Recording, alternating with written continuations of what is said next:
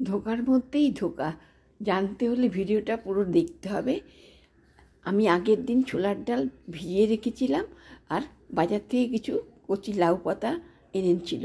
সেগুলোকে আমি কুচি কুচি করে কেটে আদা, লঙ্কা, মৌরির গুঁড়ো, নুন এগুলো দিয়ে মিক্সিতে পেস্ট করে নেব।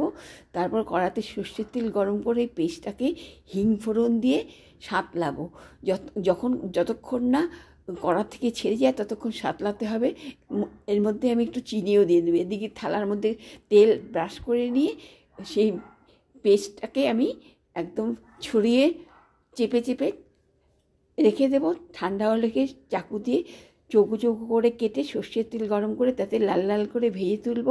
তারপরে ভাজা হয়ে গেলে এদিকে আমি গ্রেভির জন্য আদা, আমন্ড, লঙ্কা, টমেটো এগুলো পেস্ট করে নিয়েছি। ভাজার তেলের মধ্যে আমি তেজপাতা, জিরে আর গরম মশলা ফোড়ন দিয়ে ডুমো ডুমো করে একটা আলু লাল লাল করে ভেজে নিয়েছি।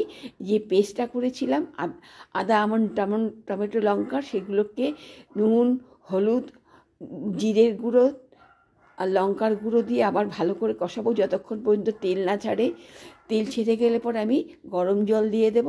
গরম জল যেটা ফুটে উঠবে তখন ধোকাগুলি দিয়ে আমি ঝালের জন্য আরেকটু লঙ্কা দেব। তারপর সেটাকে সার্ভ করে দেব। ভিডিওটা যদি ভালো লাগে